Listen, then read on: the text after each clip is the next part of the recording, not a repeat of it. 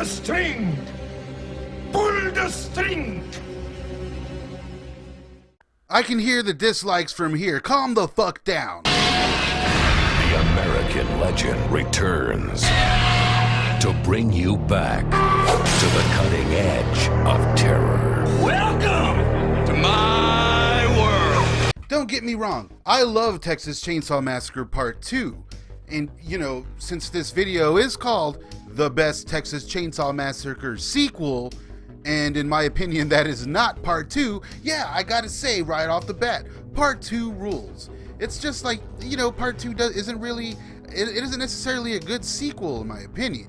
Now, what I mean by that is it doesn't really, you know, continue any linear story or take any beats from the original and kind of, you know, come full circle with them. It doesn't answer any unanswered questions, etc., etc.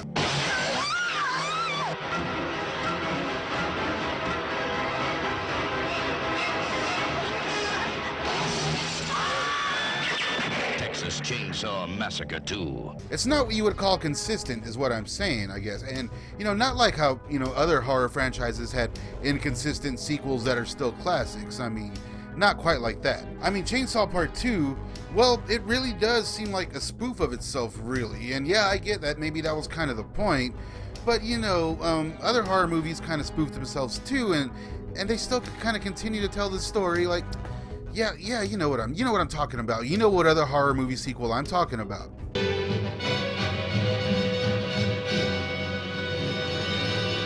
Groovy. It's just not a good sequel in my opinion. Like, it doesn't continue any storyline, and characters are kind of just here that weren't there before. You know what I mean? And it's like they're all a little bit more of humans. They're not as nasty as they were in the original. You know, they're like the whole radio station plot, like it kind of just takes you out of it, and it is, you know, supposed to be a kind of a comedy, I guess. Whatever. I don't know, you know, I guess it's supposed to be intentionally campy and whatnot, and I get that. That kind of always rubs me the wrong way when things are supposed to be, you know, kind of like B-tier films, or they're supposed to be tongue-in-cheek. You know what I'm saying? It's like, yeah, I get it, whatever. Give me some scares, give me some frights. The original is one of the scariest movies I've ever seen. The sequel, not so much. Although, yeah, this part always did kind of freak me out a little bit, if I'm being honest. And even part 3, you know, I think it's very underrated. The storyline really, you know, doesn't go anywhere. Characters, again, are just kind of popped up and like, who are these people? And though the movie was butchered by the MPAA and was the only film of the series to be released from New Line Cinema, I still really enjoy this flick. It's dirty and grimy, and, you know, we get Ken Foree versus Leatherface, and it's really mean-spirited. I mean, damn. This was also the first time I saw Viggo Mortensen. And director Jeff Burr did some standout horror flicks like Stepfather 2. Oh, and one of my personal favorite monster movies of all time, Blood Wings, Pumpkinhead 2. Should I touch on that one? Let me know down in the comments. But again, when it comes to Leatherface, Chainsaw Massacre 3, aside from the opening crawl and a few references, well, the film doesn't really follow the original at all. And the house is even completely different, and neither creators, Tobe Hooper or Kim Hinkle, were involved at all. But, oh hey, if we were ranking teaser trailers here, like if I decided to do a teaser trailer top 5, number 1 would definitely be Leatherface, the Texas Chainsaw Massacre, with its, you know, Excalibur-esque teaser, which is just awesome.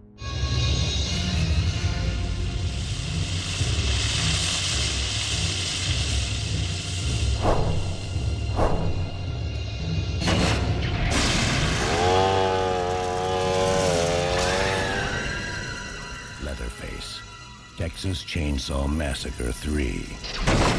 It's also worth mentioning that at different points in time in the 90s, New Line Cinema owned rights to Freddy, Jason, and Leatherface. Now, all that being said, you probably think I'm dog-dick crazy to pick Texas Chainsaw Massacre: The Next Generation as my personal favorite sequel. And that's not only counting the ones preceding it, but all the dog trash that follows us to this day as well. This movie really does have it all, and I feel it's been underappreciated for far, far too long. So snuggle up with Grandpa, folks. It's STAUNCH-O-WEEN. I'm going to be using footage from the amazing documentary that was shot during production that for some reason wasn't on the Blu-ray release.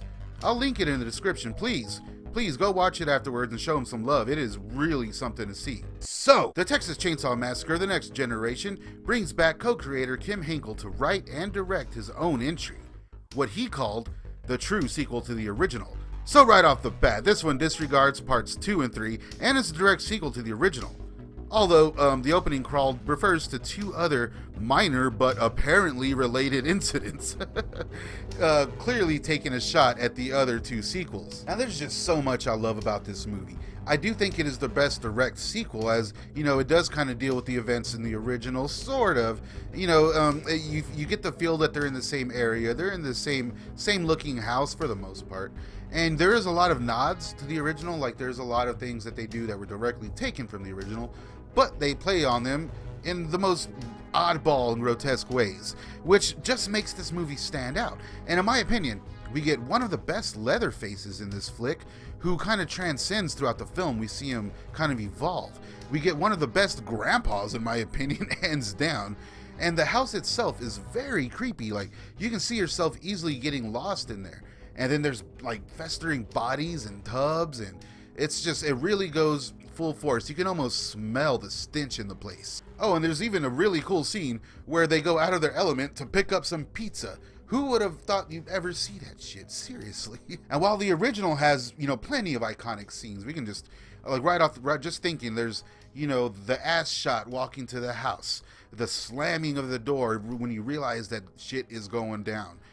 You know, the twirling of the chainsaw, the dinner scene, many more than that. This one has some really good scenes too, like some iconic scenes in my opinion, such as, I'm gonna leave, and no one is gonna stop me. You sit the fuck down and shut up. and who can forget this scene?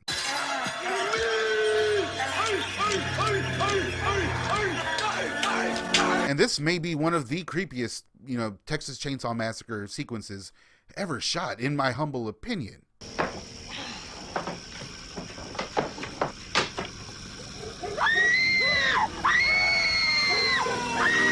And the bad acting, you know, throughout, it's just amazing. You can really see Matthew McConaughey early on kind of out-acting everybody. And he also says this iconic line for the first time. All right, all right, all right. And Renee Zellweger, oh my God, I'm glad that she got better at acting, because shit. And now, while it is a direct sequel, and I do love it, you know, Kim Hinkle being involved, it really didn't mean much, because as you can see in the footage from this documentary that was almost never seen by anybody, thanks to YouTube, well, Kim Hinkle clearly doesn't really give a shit at all. All of these things, basically, you know, you trot a bunch of teenagers out, you get them isolated off somewhere, you know, and you knock them off one by one. You know, that seems to be basically how all of them work. Oh, and speaking of the best grandpa has possibly the best scene in this whole movie.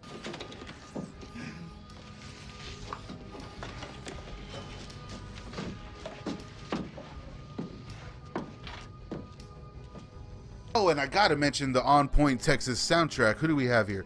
We got Skate Niggs, Rocky Erickson, Coffee Sergeants, Push Monkey, Daniel Johnson. I mean, come on. I always really liked Leatherface doing his twist there at the end, especially with the Coffee Sergeants playing. You get like a grunge rock Leatherface. It's pretty cool. Oh, and one of the strangest additions to the soundtrack is Leatherface himself, Robert Jacks, doing a duet with Debbie Harry. Now, this is an actual Debbie Harry single cover. Isn't that pretty damn cool? Also, the score is on point and downright creepy. The score is actually done by Texas-born Wayne Bell, who did the score in the original, which is why we get the reuse of the wah, wah, and the soundtrack itself really adds to the tension, and it really does. Like, whenever the tension doesn't need to be heightened anymore, the score comes in and raises those hairs on the back of your neck. It really does. This score is on point. I want to get it on CD or something.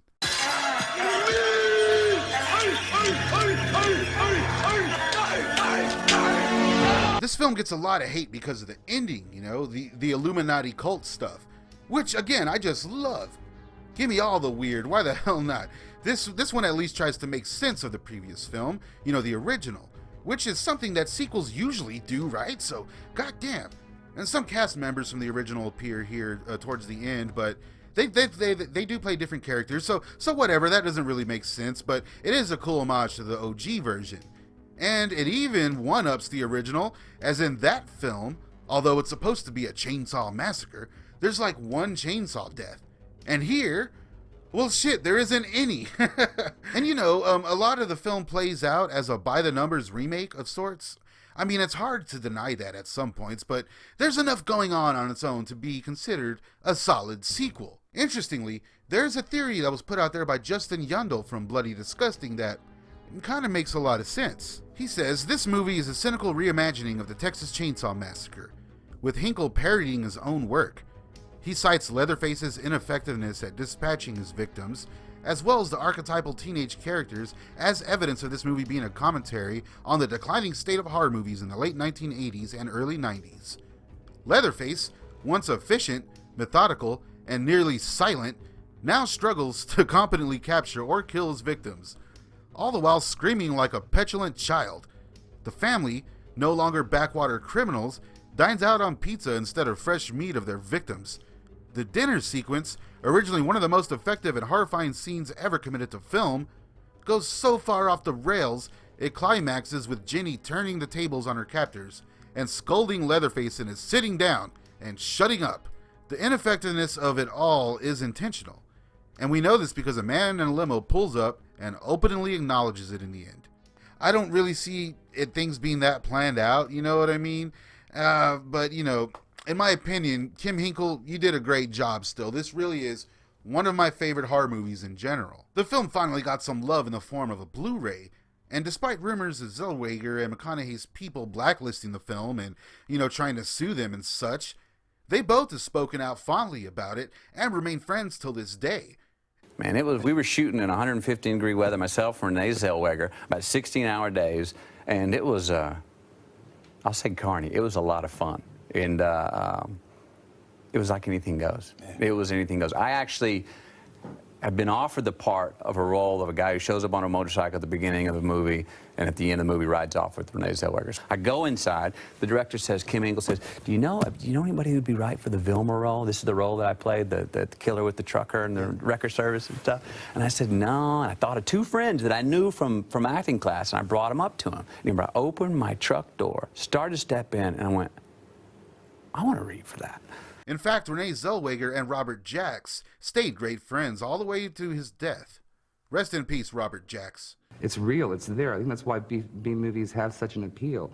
Because it's like it's really happening. There's no acting involved. No. You are being truly tortured. Truly tortured. I mean, Sandra, we would go to like the H-E-B in the morning, you know, to get whatever, that color lipstick again or whatever, you know, me and Renee Zellweger, you met like this man. Right. And people would stare at us in the harsh lighting of that grocery store because she would have like bruises from my hands around her neck. But they were real all bruises. bruised up. Yeah, completely. We just learned how to flow with it so their heads didn't hit the staircase or the side of the freezer or the meat hook or they didn't drown in the pond. They learned they were really smart. Renee Zellweger and Lisa Newmeyer, who were the girls in the film, knew how to throw their bodies with me as we were doing all this stuff. You know, it's funny, I used to work at this video store back when, and I had some people come in looking for this flick. And when I gave it to them, it was my personal copy I had in the store. Well, they told me that they had stumbled upon the set in Pflugerville. And, you know, they originally were told to leave, but the guys were nice enough to let them stick around. And when you watch this documentary, you see that some fans that they're talking about, they showed up on set, and they delivered a box of some weird, like, props and stuff that they made, along with a picture of the guys. I always wondered, was there any connection there? Texas, I tell you. What are your thoughts on the film? Let me know in the comments, and let me know which one of the bunch is your favorite. Joe Stevens and Tony Perinsky actually also starred in Varsity Blues. Go check out that video, why don't you? And why not catch up on all the fun from last year's STAUNCH-O-WEEN if you haven't? Happy hauntings, you sons of bitches. See ya soon.